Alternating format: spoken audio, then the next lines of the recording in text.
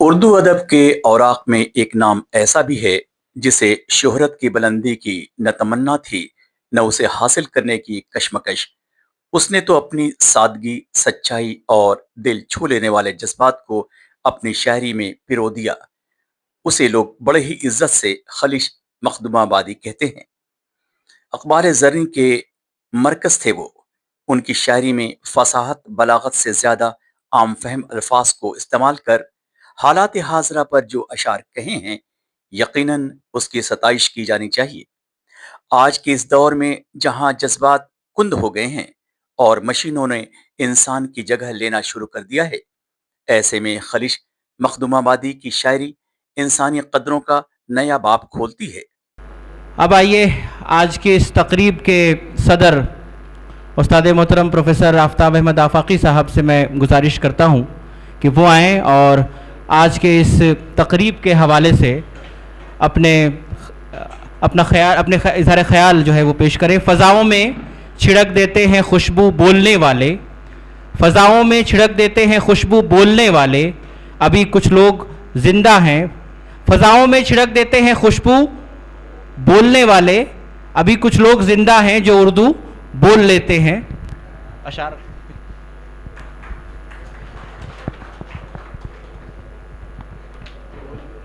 اس رسمی اجرا کی تقریب کے مہمان خصوصی پروفیسر نسیم محمد صاحب، سینٹرل نیف گروپ کے چیئرمین جناب حاجی وسیم صاحب، نعمان حسن خان صاحب، شمس صاحب، عمران صاحب اور جملہ خواتین و حضرات، سب سے پہلے تو میں ریشمہ خاتون کو مبارکباد پیش کرنا چاہتا ہوں کہ انہوں نے خلش صاحب کے حوالے سے ان کے مجموعہ کلام کو ایک طرح سے منظر عام پر لایا۔ سچی بات تو یہ ہے کہ اس طرح کے جو کام ہوتے ہیں، جو بظاہر ایسا لگتا ہے کہ بہت معمولی درجے کا کام ہے، لیکن ہے بہت مشکل، خاص طور سے جن کے بارے میں ہمیں واقفیت بہت کم ہوتی ہے۔ ایسے لوگ جو بہت مشہور نہیں ہوتے ہیں، ان کے کلام مختلف رسائل و جرائد میں بھی بکھرے ہوئے ہوتے ہیں۔ ڈائری کے حوالے سے بات ابھی انہوں نے کی کہ کوئی ڈائری غالباً انہیں ملی تھی۔ ان سے یہ بھی دریافت کرنے کی ضرورت تھی کہ کیا مختلف رسائل و جریدے میں کیا ان کی غزلیں شائع ہوتی تھیں یا نہیں، یہ بھی ایک موضوع ہے، اور اگر ہے ایسا تو وہ ساری چیزیں بھی منظر عام پہ آ جانا چاہیے، دوسرے ایڈیشن میں ہی صحیح، لیکن وقت کا تقاضا یہ ہے کہ جو بھی ان کا کلام دستیاب ہو جائے، اگر وہ سب بھی اس میں شامل ہو جائے تو میرا خیال یہ ہے کہ اس کام کی نوعیت اور بہتر ہو جائے گی۔ ایک بات، دوسری چیز یہ ہے کہ اس طرح کے کام کرنے کی ضرورت ہے۔ ہم لوگ تو خود بنارس کے حوالے سے کام، ابھی تمنا شاہین بیٹھی ہوئی ہے، ہم لوگ کوشش کرتے رہتے ہیں، خاص طور سے یہاں کی جو علمی اور ادبی شخصیتیں ہیں، اعتراف جوانب کی جو شخصیتیں ہیں جن پہ کام نہیں ہوا ہے، تو ہم لوگ کام کراتے ہیں۔ غازی پور کے حوالے سے بھی کسی نے ذکر انہوں نے یہ کیا، غازی پور کے حوالے سے ہمارے ہاں کم سے کم 2 کام ہوئے ہیں۔ اب وہ ایک الگ بات ہے کہ اس کا معیار کیا ہے، لیکن یہ کوشش ہے کہ اس خطے میں رہنے والے، بسنے والے جو شعراء کرام ہیں، جو دانشور رہے ہیں یا جنہوں نے علم و ادب میں جو کچھ کام کیا ہے، اس کا اعتراف کیا جانا چاہیے، ایک بات۔ دوسری جو اہم بات مجھے کرنی ہے، اس طرح کے پروگرام میں میں اکثر و بیشتر اس لیے جایا کرتا ہوں کہ جو ایک پیغام ہمارا ہوتا ہے، جو ہماری ایک کوشش ہوتی ہے، جو ایک طرح سے بلکہ فرض ہمارا ہوتا ہے، اس کو بھی باور کرایا جائے۔ سب سے جو بنیادی بات یہ ہے کہ ہم موٹی موٹی کتابیں تو چھاپ رہے ہیں،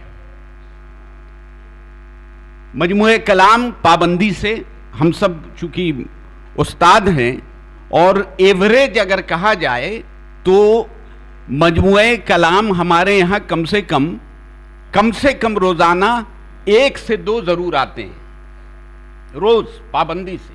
ایک ہی اگر مان لیں تو مہینے میں کم سے کم 30 مجموعہ کلام ہمیں دستیاب ہوتے ہیں، جو عام طور سے میں اپنے جو اسٹوڈنٹ ہمارے ہوتے ہیں ہم انہیں دے دیتے ہیں کہ آپ مطالعہ کریں، پڑھیں، دیکھ لیا، یہ ہوا۔ سب سے جو بڑا چیلنج ابھی ہمارے سامنے ہے وہ ادب کے حوالے سے چیلنج نہیں ہے، سب سے بڑا چیلنج ہے زبان کو بچانے کے لیے۔ سب سے بڑا مسئلہ جو ہے وہ زبان کا مسئلہ ہے۔ ساہتیہ کا مسئلہ ہمارے پاس کبھی نہیں رہا، چاہے کلاسیکی ادب کا مطالعہ آپ کر لیں یا اس کے بعد یا ابھی بھی خود یہیں بنارس میں جو کام ادب کے حوالے سے ہو رہا ہے، تحقیق کے حوالے سے ہو رہا ہے، تنقید کے حوالے سے ہو رہا ہے، کوئی کم نہیں ہے۔ لیکن کتنے لوگ ہیں کہ ان کی کتابوں کو، ابھی پروفیسر نسیم صاحب کہہ رہے تھے کہ صاحب شعبے میں لے جا کر کے کتابیں میں رکھتا ہوں لیکن تاثرات نہیں مل رہے ہیں۔ یہ سوال صرف پڑھے لکھے لوگوں کا نہیں ہے، یہ سب سے بڑا مسئلہ یہ ہے کہ کیا ہم اپنی بستیوں میں، اپنے علاقے میں، اپنے خطے میں، اپنے گھروں میں اردو کو زندہ کر رکھا ہے کہ نہیں کر رکھا ہے؟ کیا اردو آپ کے گھروں میں زندہ ہے؟ تو 2 زبان یاد رکھیے گا کہ اگر کسی بھی قوم کے پاس اپنی کوئی زبان نہیں ہے تو اس کا ساہتیہ بھی نہیں ہوتا ہے، اس کا ادب بھی نہیں ہوتا ہے۔ تو جب زبان آپ کے پاس نہیں بچے گی تو آپ کا ادب کون پڑھنے والا ہوگا؟ آپ کا ادب زندہ کہاں رہے گا بھائی؟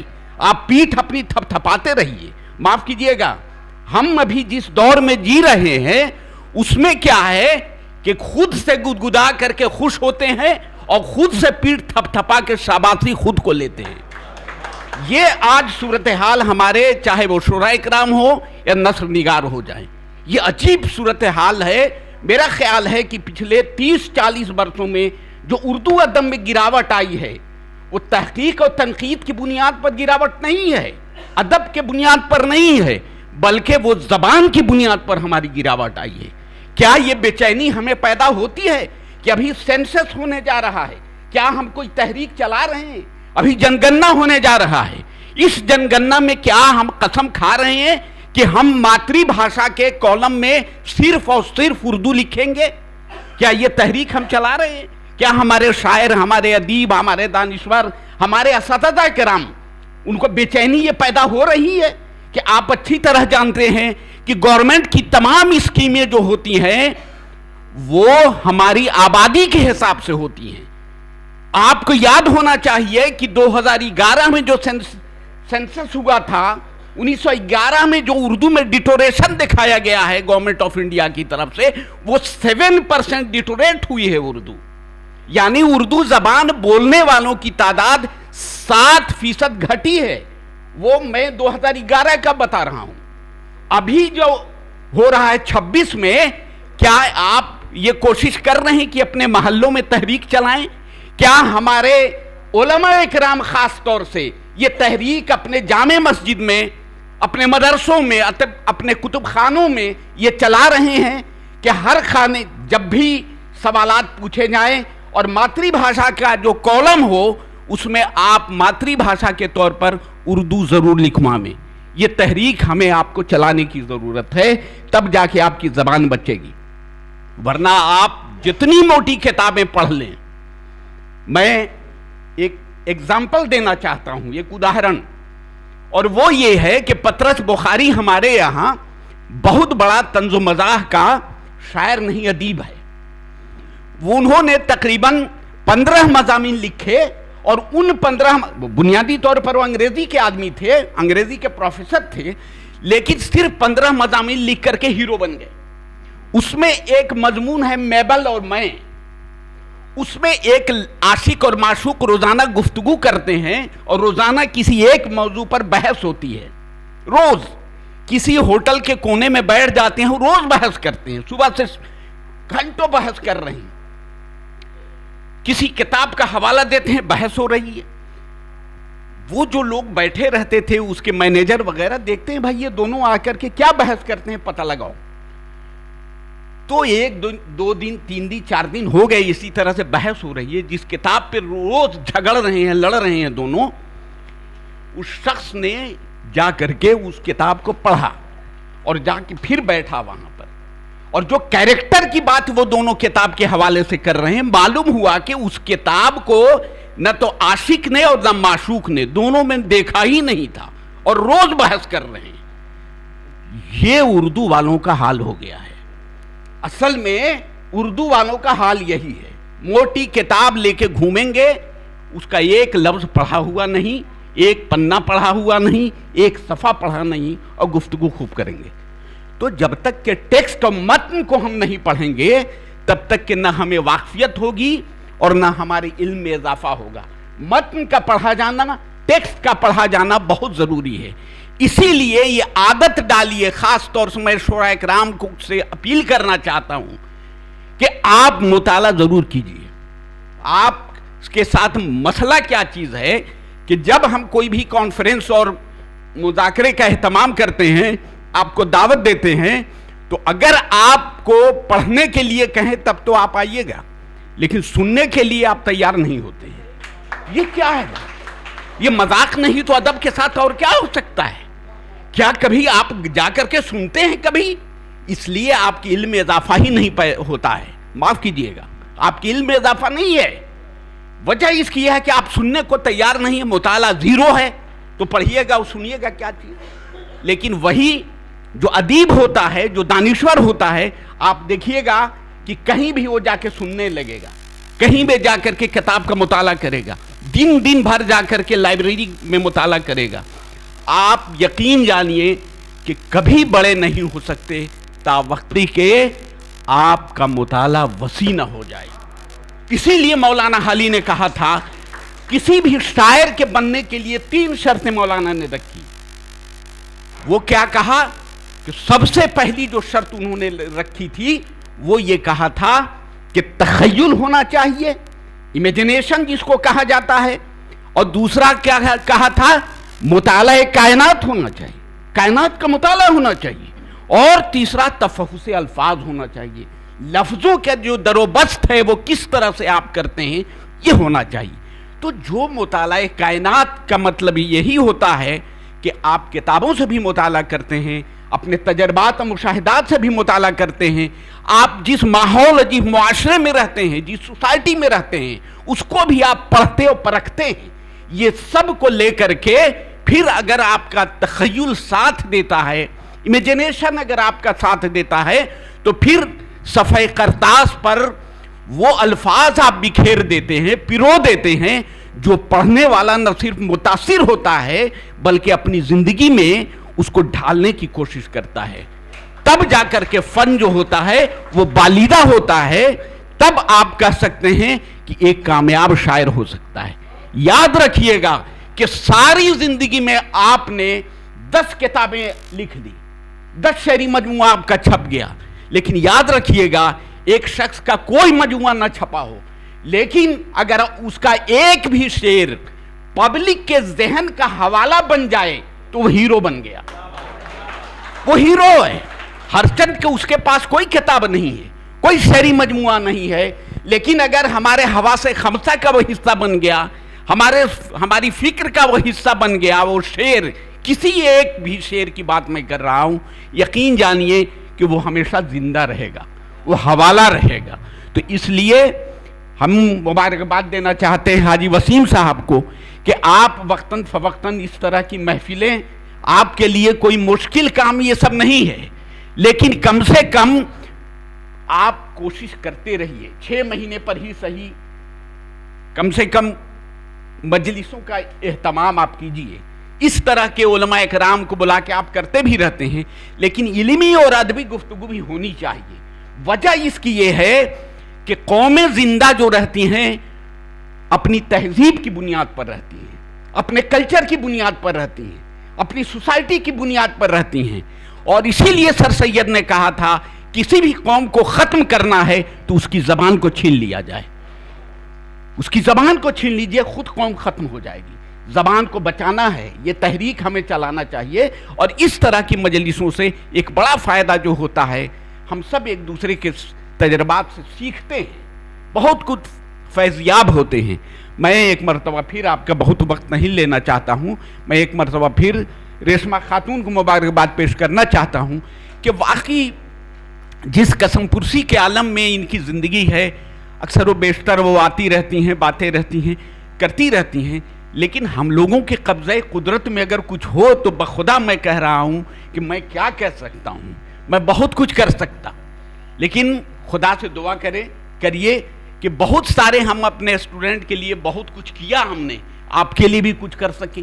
یہ آپ دعا کیجیے, آپ دیکھیے گا کہ میں پیچھے نہیں ہٹوں گا. اس لیے کہ اس طرح کے جو بھی کام اسٹوڈنٹ کر رہے ہیں, چاہے وہ کسی یونیورسٹی کے ہوں, یا آپ تو ہماری یونیورسٹی کے ہیں, شعبے کی ہیں, تو آپ کر رہی ہیں تو مجھے خوشی ہو رہی ہے. اور ہم نے حتی الامکان کوشش کی ہے کہ آپ کی مدد کریں. آپ کے چھپنے چھپانے کا معاملہ تھا, ہم نے کوشش کی کہ نہیں کیا. آج آپ کا دوسرا والوم بھی آ رہا ہے, تو ہماری کوشش ہے. اور یقین جانیے کہ یہ ابھی میں بالکل مجلس میں یہ بات کہہ رہا ہوں کہ اگر اکیڈمی بن گئی, یعنی چیئرمین کوئی ہو گیا اور پھر اس میں میٹنگ اگر ہوئی, تو یقین جانیے کہ آپ کا جو وہ کام ہے, اس کا کلا بھون بنارس کے حوالے سے ہم پوری کوشش کریں گے کہ آپ کو ایک اچھا سا ایوارڈ دلوا دیں. میں وعدہ کرتا ہوں کہ انشاءاللہ وہ ہم پوری کوشش کریں گے. ہم نے کوشش ہمیشہ کی ہے کہ اس خطے میں, اس علاقے کے جو لکھنے پڑھنے والے لوگ ہوں, اس کی نمائندگی میں کرتا ہوں. میں ذاتی طور پر اپنا کچھ فائدہ بھلے نہ اٹھایا ہوں, لیکن یہ بھی طے ہے کہ پورے اتر پردیش میں میرا چیلنج ہے کہ کسی ایک شہر کو اٹھا کر کے دیکھ لیجئے تو 5-5, 6-6 ایوارڈ کسی شہر میں نہیں آئے ہیں سوائے بنارس کو. اس کی وجہ سے میں بہت بدنامی ہم نے جھیلی ہے کہ صاحب آتے ہیں اور لڑ کے لے جاتے ہیں. تو لیکن میں جانتا ہوں کہ اس علاقے کی لڑائی کون لڑے گا. الیاس آدمی کو جب تحقیق کا ملا تھا تو پھوٹ پھوٹ کے رونے لگے تھے کہ صاحب اتنے دن اسے 100 کتابیں لکھ دی, کوئی پوچھنے والا نہیں. تو بھائی یہ ہوتا ہے کہ جہاں پر جو لوگ دبنگ ہیں نا, وہ جا کر کے چھین لیتے ہیں, تو کرتے رہتے ہیں. اس علاقے کو ہمیشہ اگنور کیا, جبکہ بنارس کی اپنی ایک حیثیت, ایک شناخت ہمیشہ رہی ہے, ہر زمانے میں رہی ہے, آج بھی کام کرنے والے لوگ ہیں. تو اس لیے بہرحال ہم لوگ کی کوشش ضرور رہے گی کہ اس خطے میں لکھنے والے, پڑھنے والے, کام کرنے والے لوگ جو واقعی جینوین ہیں, ان کو آگے بڑھایا جائے, ان کی مدد کی جائے. جو کچھ ہو ان کا حق ہے, اس میں کوئی احسان کی بات نہیں ہے, بلکہ آپ کا حق ہے, بنیادی حق ہے. دوسرے علاقے کے لوگوں کو اسکالرشپ مل رہی ہے, بھائی اس خطے کے لوگوں کو کیوں نہیں مل رہی ہے؟ آپ کی اپلیکیشن نہیں پہنچتی ہے. دوسرے خطے میں شبینہ اسکول کھولے جا رہے ہیں اردو کے, آپ کی کوئی اپلیکیشن یہاں سے نہیں جا رہی ہے. جب ہم لوگ ڈھونڈواتے ہیں کہ بھائی بنارس سے کتنی اپلیکیشن آئی, معلوم ہوا کہ 0 ہے. تو میں یہ آپ سے عرض کرنا چاہتا ہوں کہ اردو کے لیے, اردو زبان کے لیے, اس کے فروغ کے لیے آپ کوشش میں لگیے. اور گورنمنٹ کی بہت سی اسکیمیں ہیں جس کا فائدہ ہم اٹھا سکتے ہیں اور اٹھا کر کے زبان کو فروغ دے سکتے ہیں. بہرحال ایک مرتبہ پھر آپ کو مبارکباد اور شکریہ ادا کرتے ہیں کہ مجھے آپ تمام لوگوں نے وقت دیا. بہت بہت شکریہ. بہت بہت شکریہ سر. ہماری فکر میں ایک فکر یہ بھی شامل ہے, ہمارے بچوں کے ہونٹوں پہ شین قاف رہے. بڑی ہی بصیرت افروز تقریر آپ کر رہے تھے, اور خاص طور سے زبان کے حوالے سے آپ نے جو گفتگو کی, وہ یقیناً ہم سبھی لوگ جو یہاں پر بیٹھے ہیں اردو سے محبت کرنے والے, ان کے لیے ایک یہ لمحہ فکریہ ہے. یہ سوچنے کی بات ہے کہ ہم جس زبان کی تعریف کرتے نہیں تھکتے ہیں, ہم اس زبان کے لیے اصل میں کر کیا رہے ہیں. بہت شکریہ سر, آپ نے بہت کم وقت میں کئی اہم باتوں پر جو ہے وہ ہمیں توجہ دلائی ہے, اور ہم کوشش کرتے ہیں کہ یہاں سے پھر جب ہم جائیں گے تو زبان کے حوالے سے ہم لوگ جس جگہ پر بھی ہیں, جہاں پر بھی ہیں, اور جو بہتر سے بہتر کرنے کی کوشش ہوگی زبان کو فروغ دینے کے حوالے سے, وہ ہم دینے کی کوشش کریں گے. میں شکریہ ادا کرتا